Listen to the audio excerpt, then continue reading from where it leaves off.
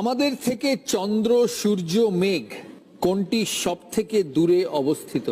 मंजिल दूर दूर दूर है मुश्किल पास है। ভালো করে পড়ো, খুব সহজ এটা।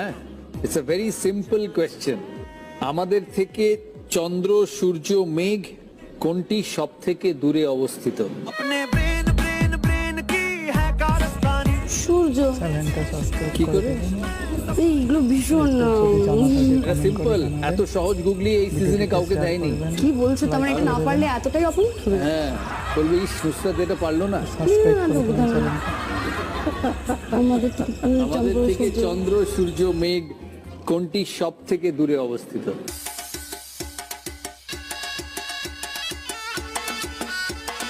মেঘ।